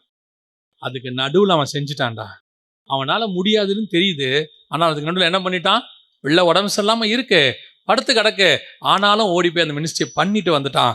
அவன் நிமித்தம் நான் சந்தோஷப்படுகிறேன். ஆவியானவரை துக்கப்படுத்துறதும் ஆவியானவரை சந்தோஷப்படுத்துறதும் அவருடைய வார்த்தைக்கு நம்ம கீழ்ப்படிகிறதில் இருக்கு. அல்லேலூயா. கடைசியாய் ஒரு காரியம் சொல்லிவிட்டு நான் முடிக்கிறேன். வாசிங்கள், லூக்கா எழுதின சுவிசேஷம் 19ஆம் அதிகாரம் 41வது வசனத்தை வாசிங்க. அவர் சமீபமாய் வந்தபோது நகரத்தை பார்த்து அதற்காக கண்ணீர் விட்டு அழுது, உனக்கு கிடைத்த இந்த நாளிலும் உன் சமாதானத்துக்கு ஏற்றவைகளை நீ அறிந்திருந்தாயானால் நலமாய் இருக்கும், இப்பொழுதோ அவைகள் உன் கண்களுக்கு மறைவாய் இருக்கிறது. நல்லா கவனிங்க, கர்த்தர் இப்பொழுது மிகவும் துக்கப்பட்டு, 2 இடத்துல தான் இயேசு கண்ணீர் விட்டார்னு இருக்கும். ஒன்று இந்த இடத்துல, இன்னொன்று அவர் மார்த்தாள் மரியாள் லாசரை எழுப்ப போகும்போது கர்த்தர் கண்ணீர் விட்டார்னு இருக்கும். நல்லா கவனிச்சுக்கொள்ளுங்க, ஏன் கர்த்தர் அழுகிறார்னு இருக்கு இந்த இடத்துல. 19ஆம் அதிகாரம் லூக்கா எழுதின சுவிசேஷம் 41வது வசனம், அவர் சமீபமாய் வந்தபோது நகரத்தை பார்த்து அதற்காக கண்ணீர் விட்டு அழுது. அந்த நகரத்தை, எருசலேமை பார்த்து அழுகிறார் ஆண்டவர். இப்ப சொல்றாரு, அவ்வளோ துக்கம் இருதயத்தில் ஆண்டவருக்கு. அழுகுறாருன்னா பாத்துங்களேன், நமக்கு எப்போ அழுக வரும்? துக்கம் கண்ணீர் எப்போ வரும்? நம்ம கவலை அடைஞ்சு துக்கம் வந்தாதான் நமக்கு என்ன வரும்? கண்ணீர் வரும். கர்த்தர் சொல்றாரு, நகரத்தை பார்த்து கண்ணீர் விட்டு அழுது. இது எப்போ, இந்த சம்பவம் எப்படி நடக்குது, ஏன் அவர் அழுதார் அப்படின்னு பாத்தீங்கன்னா, பின்னாடி அதுக்கு நடக்க போற விஷயத்த சொல்றாரு. அந்த 42வது வசனத்துல இருந்து 44வது வசனம் வரைக்கும் அதுக்கு நடக்க போறதை நினைச்சு கர்த்தர் சொல்றாரு, நடக்க போறதை நினைச்சு. இப்போ கர்த்தர் கிட்டத்தட்ட 3.5 வருஷம் இஸ்ரவேல் ஜனங்களோட பேசி இருக்கிறார், யூதர்களோட பேசி இருக்கிறார். எத்தனையோ காரியங்களை அவங்களுக்கு சொல்லிக்கிட்டே இருக்கிறார், மனம் திரும்பு மனம் திரும்பு மனம் திரும்புன்றார். இப்போ அவருக்கு நல்லா தெரியுது, டோர் க்ளோஸ் ஆகுது. என்ன தெரியுது? டோர் க்ளோஸ் ஆகுது. இதுக்கு மேல இவனுக்கு டோர் ஓப்பன் இல்ல, பினிஷ் அப்படிங்கிற இடத்துக்கு கர்த்தருக்கு தெரிஞ்சிருச்சு. அங்க அவர் சொல்றாரு, 42வது வசனம், உனக்கு கிடைத்த இந்த நாளிலும் உன் சமாதானத்துக்கு ஏற்றவைகள் நீ அறிந்திருந்தாயானால் நலமாய் இருக்கும். இப்பொழுதோ அவைகள் உன் கண்களுக்கு மறைவாய் இருக்கிறது. நான் உன்னை சந்திக்கும் காலத்தை அறியாமல் போனபடியால் இனிமேட்டு உனக்கு சான்ஸ் இல்லைங்கிறார். உனக்கு இதுவரைக்கும் இருந்த ஓப்பன் டோர் க்ளோஸ் ஆயிடுச்சு. இதுவரைக்கும் உன் மேல வச்சிருந்த அந்த அபிஷேகத்துக்காக நான் காத்திருந்தது, உன் மேல நீ திருந்திருவேன்னு சொல்லி உனக்காக நான் இத்தனை வருஷம் வெயிட் பண்ணிக்கிட்டே இருந்தேன், பேசினேன், உனக்காக நான் வந்து இறங்கி மாம்சமும் ரத்தமா வந்து நிக்கிறேன். ஆனால் நீ எல்லாத்தையும் தள்ளிட்ட. உனக்கு கிடைச்ச சான்சஸ் எத்தனையும் நீ வேஸ்ட் பண்ணிட்ட. இப்ப கர்த்தர் எப்ப துக்கமாறாருன்னா, என் கண்ணுக்கு முன்னாடி நீ அழிய போற, என் கண்ணுக்கு முன்னாடி உன்னை நாசமாக்க போறாங்க, நான் பார்க்க போறேன். பின்னாடி சொல்றாரு, உன் சத்துருக்கள் உன்னை சூழ மதில் போட்டு உன்னை வளைந்து கொண்டு எப்பக்கத்தில் உன்னை நெருப்பி உன்னையும் உன்னில் உள்ள உன் பிள்ளைகளையும் தரையாக்கி போட்டு உன்னிடத்தில் ஒரு கல்லின் மேல் ஒரு கல் இல்லாதபடிக்கு செய்யும் நாட்கள் உனக்கு வரும் என்றார். நியாய தீர்ப்பை பத்தி பேசுறார். எருசலேமுக்கு வரக்கூடிய நியாய தீர்ப்பை பத்தி பேசுறார். யோசிச்சு பாருங்க, இயேசு கிறிஸ்துவை போல பொறுமையான தேவனை உங்களால பார்க்கவே முடியாது, அன்பான தேவனை பார்க்கவே முடியாது, மன்றாடுகிற தேவனை பார்க்க முடியாது. அவர் உட்கார்ந்து பிதா கிட்ட மன்றாடிக்கிட்டே இருப்பார். ஒரு ஓமை சொல்லுது, பிதா சொல்றாரு, எதுக்கு இந்த மரம் வெட்டி போடு அப்படின்றாரு. ஆனா தோட்டக்காரர் சொல்றாரு, எஜமான் பார்த்து, இந்த மரம் இந்த வருஷத்தில் இருக்கட்டும், ஒரு வருஷம் கொடுங்க, ஐ வில் ட்ரை, ஒரே ஒரு வருஷம் ட்ரை பண்ணி பார்க்கறேன், அதை கொத்தி எரு போட்டு பார்க்கறேன், இட்ஸ் a last chance, ஒரு வருஷம் எனக்கு கொடுங்க. அந்த மாதிரி கடைசி நிமிஷம் வரைக்கும் ட்ரை பண்ற ஆண்டவர். கடைசி நிமிஷம் வரைக்கும் ஒரு இடத்துல ஒரு துக்கமா சொல்றாரு, உன் சான்ஸ் முடிஞ்சிருச்சு, இதுக்கு மேல நீ என்ன ஆக போறேன்னு எனக்கு தெரியலையே, உன்னை இப்படியெல்லாம் உன்னை நாசம் பண்ண போறாங்களே. அநேகரோடு கூட கர்த்தர் பேசுகிறார். உனக்கு கர்த்தர் கொடுத்ததான வாய்ப்பு முடிவடைகிறதான பின் பாயிண்ட்ல வந்து நின்றுகிட்டு இருக்கிறோம். எத்தனையோ முறை கர்த்தர் உங்ககிட்ட பேசி பேசி பேசி பேசி கர்த்தருக்கு தம்முடைய பிள்ளைகளை சத்ருவின் கையில ஒப்படைக்கணும்னு ஒரு நாளுக்கு ஆசை கிடையாது. பாருங்க, யோபுக்கும் உத்தமனும் சன்மான் நீதிமான் அவனை போல ஒருத்தனும் கிடையாது. இப்ப பிசாசு வந்து சொல்றான், சும்மாவா நீங்க அவனை சுத்தி எல்லாம் ஆசீர்வாதமா வச்சிருக்கிறீங்க, எல்லாம் பண்ணிருக்கிறீங்க அப்படின்னு சொல்றாரு. சொன்ன உடனே ஆண்டவர் சொல்றாரு, சரிப்பா சோதிச்சு பாரு, ஆனா ஜீவனை மட்டும் தப்ப விட்டுரு, அவனை ஒண்ணும் பண்ணிடாத, சரீரத்தை மட்டும் தொடு, வேற எதையும் ஃபர்ஸ்ட் அதுவும் கொடுக்க மாட்டார். ஃபர்ஸ்ட் அவன் சொல்லுவான், எல்லாத்தையும் நீங்க தான் வேலி அடைச்சு வச்சிருக்கிறீங்களா, சரி எல்லாத்தையும் தொடு, ஜீவனை விட்டுரு. நம்ம ஒரு நாளும் சாகணும், ஒரு நாளும் கொண்டு போடணும், அல்ல நம்ம அது கர்த்தருக்கு பிரியமானது கிடையவே கிடையாது. எந்த சூழ்நிலையிலையாவது உன்னை காப்பாத்தி வாழ வைக்கணும்னு கர்த்தர் நினைப்பார். எப்படியாவது பிழையாம பார்த்து கர்த்தர் சொல்லுவாரு, நீ இஸ்ரவேல் ஜனங்களை சபிக்க போக வேண்டாம், நீ அவங்களை என்ன செஞ்சிடாத, சபிக்க போகாதேன்னு பாரு. ஏன் கர்த்தர் பிழையாம சபிக்க வேணாம்னு சொன்னார் தெரியுமா? பிழையாம பார்த்து ஏன் சபிக்க வேணாம், அவன் சபிச்சா இஸ்ரவேல் சாபமாயிடுன்னு அர்த்தம் கிடையாது. அது பாலாக்கோடைய நம்பிக்கை. பாலாக்கு சொன்னா நீ சபிச்சா என்ன ஆகும், அவங்க சாபம் ஆயிடுவாங்க, உடனே கர்த்தர் அவங்களை சபிக்காத அப்படின்னா என்ன அர்த்தம்னா, நம்ம என்ன நினச்சிக்கிட்டோம், எங்கடா போய் பிழையாம் சபிச்சு இஸ்ரவேல் சாபம் ஆயிடுமா அப்படின்னா இல்லவே இல்லை. அதுக்கு இல்லை காரணம். கர்த்தர் ஏற்கனவே ஆபிரகாம் ஒரு வார்த்தையை வாக்குத்தத்தம் பண்ணிட்டார். என்ன வாக்குத்தத்தம் தெரியுமா? நீ ஆசீர்வதிக்கிறவர்களை நான் ஆசீர்வதிப்பேன், உன்னை சபிக்கிறவர்களை சபிப்பேன். அப்பனா என்ன அர்த்தம்? பிழையாம் போய் சபிச்சா அவங்க சாபமாக்க மாட்டாங்க, பிழையாம் சாபமாயிடும். இப்ப கர்த்தர் அவ்வளவு தூரம் போவேனா, கழுதையை 2 பக்கமும் வச்சு நெருக்குனது, அவனுக்கு முன்னாடி நின்னது, கர்த்தர் அவனுக்கு முன்பாக கழுதைக்கு முன்பாக நின்றார்னு இருக்குல்ல, உருவின பட்டயத்தோட, இவ்வளவும் எதுக்கு தெரியுமா? பிழையாமை காப்பாற்றுவதற்கு, பிழையாமை காப்பாத்துறதுக்கு. வேணாம் பிழையாம், நீ போனீன்னா சாபமாயிடுவ, உன்னை கொன்னுடுவாங்க, நீ செத்துருவ. அதே மாதிரி பாருங்க, பிழையாமை மோசே வெட்டி போட்டான்னு இருக்கும், பிழையாம் செத்துட்டான். இப்ப கர்த்தர் தடுத்தது எதுக்கு தெரியுமா? இஸ்ரவேலை காப்பாற்றுவதுக்கு அல்ல. ஆண்டவருக்கு நல்லா தெரியும், கர்த்தரால் ஆசீர்வதிக்கப்பட்டவனை எவன் சபிச்சாலும் அந்த சாபம் அவன் தலை மேல நிக்காது. உங்களுக்கும் அது வாக்குத்தத்தம் தான். கர்த்தர் உங்களை ஆசீர்வதிச்சிருக்கிறார், உங்களை எவன் சபிச்சாலும் அந்த சாபம் உங்க தலை மேல நிக்காது. அதனால அவன் சபிக்கிறான், இவன் சபிக்கிறான், நீங்களும் போய் அவனை சபிக்காதீங்க. அவன் சபிச்சானா அந்த சாபம் அவன் தலை மேலதான் நிக்கும். ஏன்னா கர்த்தர் தெளிவா சொல்லிட்டாரு, நான் ஆசீர்வதிக்கிறவனை நான் ஆசீர்வதிப்பேன், சபிக்கிறவனை சபிக்க. அதனால்தான் நோவா பாத்தீங்கன்னா நிர்வாணத்தை வந்து காம் பார்த்து சொல்லிடுவார் வெளியே. ஆனா நோவா பாத்தீங்கன்னா காம சபிக்க மாட்டாரு. நோவா யாரை சபிப்பாருன்னா காமோடைய பையனை சபிப்பாரு, கானான் சபிக்கப்பட்டவன். ஏன் தெரியுமா? நோவாவுக்கு நல்லா தெரியும், காம யார் ஆசீர்வச்சிருக்கிறது, கர்த்தர் ஆசீர்வச்சிருக்கிறார். வேலையை விட்டு வெளியே வந்த உடனே சேம் காம் யாபேத் என்பவர்களை கர்த்தர் ஆசீர்வதிச்சு. கர்த்தர் ஆசீர்வதிச்சவனை நோவா சபிச்சா என்ன ஆகாது? நிக்காது. ரொம்ப தெளிவா சொல்லுவாரு. அதான் தெளிந்து, குடி வெறி தெளிந்து, திராட்சரசம் வெறி தெளிந்து நோவா சொல்லுவாரு, கானான் சபிக்கப்பட்டவன். அதோட அர்த்தம் என்ன? நீ பொழைச்சிருவ, உன் பிள்ளை ஜெத்தான். அப்போ கர்த்தர் ஆசீர்வதிச்சவனை யாரும் சபிக்கவே முடியாது. நீங்கள் நானும் கர்த்தரால் ஆசீர்வதிக்கப்பட்டவர்கள். பக்கத்து வீட்டுக்காரன் சபிக்கிறான், எதிர் வீட்டுக்காரன் சபிக்கிறான், மண்ணவாரி உர்றான், தூசிக்கிறான், எதை பத்தியும் கவலைப்படாதீங்க. அதெல்லாம் அவங்களுக்கு அவங்களே வச்சுக்கிறதான செல்ஃப் சாபம். உங்களை அது எதுவுமே செய்யாது. ஆனா அதே நேரத்துல கர்த்தர் உங்களுக்கு ஒரு அபிஷேகம் வச்சிருக்கிறார். அந்த அபிஷேகத்திலிருந்து உங்களை காப்பாற்ற விரும்புகிறார். உனக்கு ஆண்டவர் சொல்றாரு வேணா, உனக்கு ஆண்டவர் எச்சரிப்பு கொடுக்கிறார். இந்த காரியத்தை செய்யாத, இங்க போகாத, இங்க இரு, இந்த இடத்துக்கு போ அப்படின்னு ஆண்டவர் சொல்றாரு. அது சொல்றதுக்கு காரணம் என்ன தெரியுமா? உங்களை காப்பாற்ற விரும்புவது. இங்க என்ன ஆகுது? கர்த்தர் சொல்லி சொல்லி சொல்லி சொல்லி ஆண்டவர் அவருடைய சொன்னதெல்லாம் வீணா போகுது. அவரும் உட்கார்ந்து சொல்றாரு பிதா கிட்ட, இந்த வருஷம் இருக்கட்டும், இல்லையே அவன் திருந்திடுவான், அவன் மாறிடுவான். வாக்கு கடங்காத பெருமூச்சுகளோடு கூட என்ன செய்யறாரா? விண்ணப்பங்களை ஏறெடுத்துக்கிட்டே இருக்கிறாரு. உங்களுக்கு தெரியும் தானே, ஆண்டவர் எத்தனை தடவை உங்ககிட்ட பேசியிருக்கிறார், எத்தனை தடவை பேசியிருக்கிறார். அப்படியே கேட்குறீங்க. அப்புறம் கொஞ்ச நாள் கழிச்சு அதே பாவம், அதே காரியம். கர்த்தர் பார்க்கிறாரு, உன்னை நான் ஒப்பு கொடுக்க கூடாது என்று நினைக்கிறேன். சத்துருக்கள் கையில கொடுக்க கூடாது. அவர்களுடைய சூழ மதில் போட்டு உன்னை நெருக்கி உன் பிள்ளைகளை கொன்று உன்னுடைய வீடு கீடெல்லாம் இடிச்சு, இது வேணாம்பா, இந்த நிலைமை உனக்கு வர வேண்டாம். எப்ப துக்கமா இருக்கும் தெரியுமா? உனக்கு இதை கட்டி கொடுத்தது நான் தான். எருசலேமை கர்த்தர் தான் கட்டி கொடுத்தாரு. இஸ்ரவேல்னு ஒருத்தனை உருவாக்குனது கர்த்தர் தான். அவர் தான் எல்லாம் ரெடி பண்ணாருப்பா. அவரே சொல்றாரு, இது உனக்கு நடக்க வேண்டாம். உனக்கு கிடைத்த அது லாஸ்ட் சான்ஸ் கொடுக்குறாரு. நான் நெகட்டிவா முடிக்க விரும்பல, பாசிட்டிவா முடிக்க விரும்புறேன். அந்த 42வது வசனத்தை வாசிங்க பார்ப்போம்.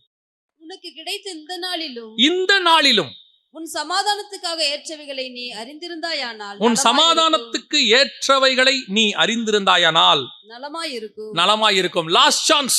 இந்த நாளிலும் நீ தள்ளிட்டா, அந்த சான்ஸை மிஸ் பண்ணிட்டீனா, இப்பொழுதும் அந்த சான்ஸை மிஸ் பண்ணவங்களுக்கு தான் அது. இப்பவும் கர்த்தர் கடைசியாய் உங்களுக்கு வாய்ப்பு கொடுக்க விரும்புகிறேன். நான் முதல் பாயிண்ட்ல உங்களுக்கு சொன்னதை திருப்பி சொல்றேன். நீ போய் விட முடியாத காரியமா இருந்தாலும் ஆண்டவர்கிட்ட, ஆண்டவரே நான் நிக்கணும்னு நினைக்கிறேன் தான், இதெல்லாம் கேட்கும் போது எனக்கு ஒரு கஷ்டம் வருது, என் இருதயத்துல ஒரு வாதம் வருது, நான் செய்யறது தப்புன்னு எனக்கு புரியுது, ஆனாலும் நான் அந்த ஒரு இடத்துல விழுந்துடுறேன், இப்ப எனக்கு கடைசி சான்ஸ்ன்னு சொல்றீங்க, நான் மனம் திரும்ப விரும்புறேன் நீ சொன்னீங்கன்னா, அந்த ஃபர்ஸ்ட் பாயிண்ட்ல சொன்னதை திருப்பி சொல்றேன். கர்த்தர் உனக்கு பலப்படுத்த வல்லமை உள்ளவராக இருக்கிறார்.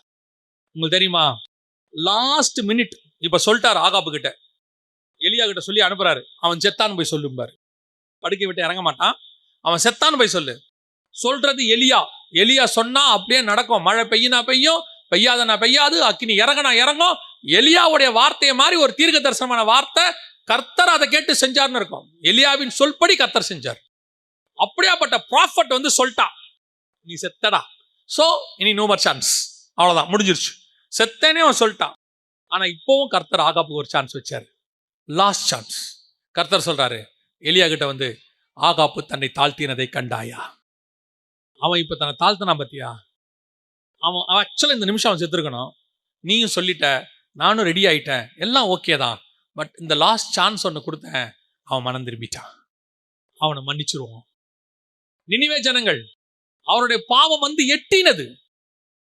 யோனாவை அனுப்பிட்டாரு, சொல்லு அவனுங்க செத்தானுங்கன்ட்டு. Last chance. அவர்கள் ரட்டுடுத்தி சாம்பல்ல உட்கார்ந்தாங்க. கர்த்தர் அவர்களை மீட்க வல்லமை உள்ளவராக இருந்தார். அதே தேவன் தான் உங்களுக்கும் எனக்கும் தேவனாக இருக்கிறார். அவர் நேற்றும் இன்றும் என்றும் மாறாதவர். God wants to give you the chance. கர்த்தர் உனக்கு ஒரு வாய்ப்பை கொடுக்க விரும்புகிறார். நீ எப்பேற்பட்டாதான் வேதம் சொல்லும், உன்னுடைய பாவங்கள் செக்க செவேர் என்று இருந்தாலும் நம்முடைய இரத்தத்தாலே கழுவி உன்னை வெண்மையும் புதிதுமாய் பரிசுத்தமாய் மாத்த கர்த்தர் வல்லமை உள்ளவராய் இருக்கிறார்.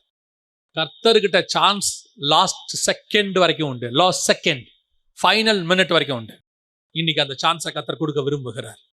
இப்ப நம்ம கிட்ட கர்த்தர் பார்க்கிற காரியங்கள் அதான். உன்னை நான் ஒரு விசேஷித்த அபிஷேகத்துல வச்சேன், உன்னை நான் உருவாக்குனேன். கர்த்தர் உன்னை ஒரு நோக்கத்துக்காக உங்களை ரெடி பண்ணார். இப்போ இவ்வளவும் பேசி பேசி பேசி கேட்காம லாஸ்ட் மினிட்டுக்கு வந்துட்டீங்க. இப்போவும் கர்த்தர் சொல்றாரு, நான் உன்னை அழிக்க விரும்பவில்லை, உன்னை சத்ருவின் கையில ஒப்படைக்க விரும்பவில்லை, உன்னை தள்ளிவிட நான் விரும்பவில்லை, சவுலை போல உன்னை தள்ளிவிட நான் விரும்பவில்லை. அல்லது ஆரம்ப காலத்தில் இருந்தது மாதிரி என் ஆவியோடு கூட உன் மாம்சம் போராடிக்கிட்டே இருக்கிறதுனால உன்னை கொன்று போட நான் விரும்பவில்லை. இன்னும் ஒரு வாய்ப்பை நான் தர விரும்புகிறேன். கர்த்தர் உன்னை மீண்டும் ஆண்டவர் மீட்க விரும்புகிறார். Final chance. உங்களுக்கு தெரியும், உங்களுக்கும் தேவனுக்கும் உள்ள காரியம் உங்களுக்கு தெரியும். கர்த்தர் உங்களோடு கூட எதை பற்றி பேசுகிறாருங்கிறதும் உங்களுக்கு தெரியும். கர்த்தர் இங்கே இருக்கிற ஒவ்வொருத்தரோடு கூட அதை இடைபடுகிறாருங்கிறதும் தெரியும். கர்த்தரோட காரியம் உங்கள் மத்தியில் கடந்து வருகிறது என்பதும் உங்களுக்கு தெரியும். இன்னைக்கு ஆண்டவர் அநேகருக்கு அந்த வாய்ப்பை கொடுக்க விரும்புகிறார். இப்போ கர்த்தர் உங்களை மீட்க விரும்புகிறார். உங்களுடைய மாம்சத்தை ஆவியோடு கூட போராட விடாதீங்க.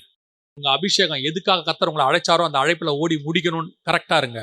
கடைசியாக உனக்கு அதெல்லாம் தாண்டி இல்லை, நான் ரொம்ப தூரம் போயிட்டேன், இல்லை அவ்வளோதான் போச்சு, எல்லாம் போச்சு அப்படின்னா கர்த்தர் இப்போ உனக்கு ஒரு வாக்கு கொடுக்கிறார். உனக்கு கிடைத்த இந்த நாளில் ஆகிலும் நீ நலமானதை தெரிந்து கொண்டால் கர்த்தர் மீண்டும் மீட்க விரும்புகிறார். அல்லேலூயா. நாம் ஜெபிக்க போகிறோம். எந்திரிக்கலாமா? தேவ சமூகத்தில் நாம் ஆண்டவரை நோக்கி பார்க்க போகிறோம். நீ எந்த நிலையில் இருந்தாலும் மீண்டும் உன்னை பழைய நிலைமைக்கு கொண்டு வருவதற்கு கர்த்தர் வல்லமை உள்ளவராயிருக்கிறார். ஏன்னா நீ விசேஷமாய் உருவாக்கப்பட்டவன். அதுக்காகவே நீ படைக்கப்பட்ட. சில நேரத்தில் நீ பாவம் செஞ்சதுனால உன்னை தோட்டத்தை விட்டு நான் அனுப்பிட்டேன், கொஞ்சம் தூரம் போயிட்டேன். எதுக்கு தெரியுமா? நீ வேணான்றதுக்காக இல்ல, திரும்பி நீ வரணுன்றதுக்காக. நீ வேணானா என்னைக்கோ உன்னை நான் கொண்டு போட்டிருப்பேன். நீ செஞ்ச காரியத்துக்கெல்லாம் என்னைக்கோ உன்னை நான் கொண்டு போட்டிருப்பேன். உன் பாவம் எனக்கு முன்னாடி செக்க செவேர்னு இருந்துச்சு. நீ குற்றவாளியா நின்ன. நீ மன்னிக்க முடியாத, அந்த உலகத்தால மன்னிக்க முடியாதவனா நின்ன. ஏன்? உனக்கு வேண்டப்பட்டவங்களே உன்னை தள்ளிட்டாங்க வேணான்னு. ஆனாலும் கர்த்தர் சொல்றார், உன்னை மீண்டும் நான் ஏற்றுக்கொள்ள விரும்புகிறேன். இந்த கடைசி சான்ஸ் ஒன்றை நான் கொடுக்க விரும்புகிறேன். நான் கடந்து போகும்போது நீ ரத்தத்தில் கிடந்தாய், நீ அருவருக்கத்தக்கதாய் இருந்தாய். உன் தொப்புள் கொடி அறுக்கப்படவும் இல்லை, நீ கழுவப்படவும் இல்லை. உன் காலம் பருவ காலமாய் இருந்தது. நான் என் வஸ்திரத்தினால் உன்னை மூடி, உன் நிர்வாணத்தை மூடி பிழைத்திரு என்றேன். அந்த தேவன் இன்னைக்கும் அதே வார்த்தையை உனக்கு திருப்பி சொல்றாரு, பிழைத்திரு. Just survive. உன்னை மீண்டும் பிழைத்திரு என்று சொல்லுகிறேன். உன் கோபம், உன் மூர்க்கம், உன் ஆணவம், உன் பொறாமை, உன் பெருமை எல்லாத்தையும் இன்னைக்கு போய் தேவ சமூகத்துல பாதத்துல வை. குப்பை.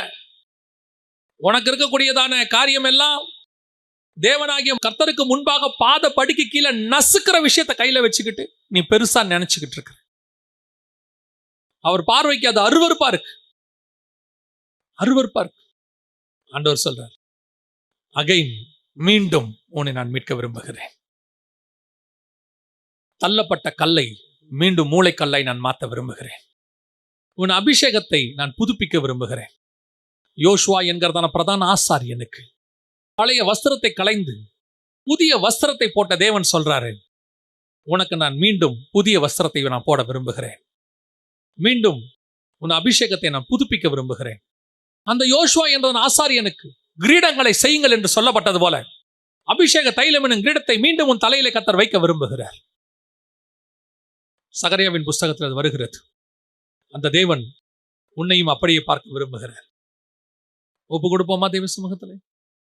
தேவனை துக்கப்படுத்தாதிருங்கள். உங்கள் நிமித்தம் கர்த்தர் சந்தோஷப்படணும். இவனை உண்டாக்கினதுக்கு நான் மனஸ்தாபப்படுகிறேன்னு சொல்லக்கூடாது. இவனை உண்டாக்கினதுக்கு நான் சந்தோஷப்படுகிறேன்.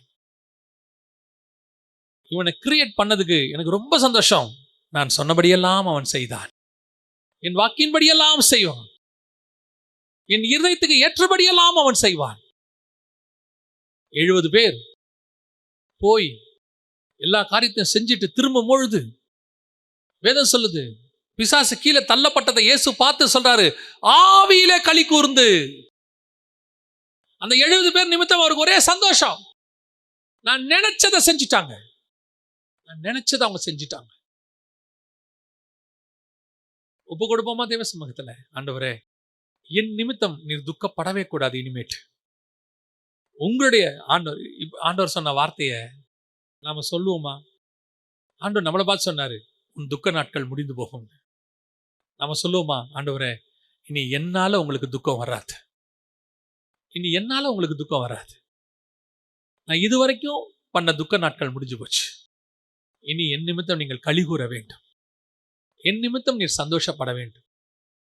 உங்க இருதயத்துக்கு ஏற்றவனாக உங்கள் சித்தத்தின்படியெல்லாம் செய்கிறவனாக என்னை ஒப்பு கொடுக்கிறேன் ஆண்டவரே.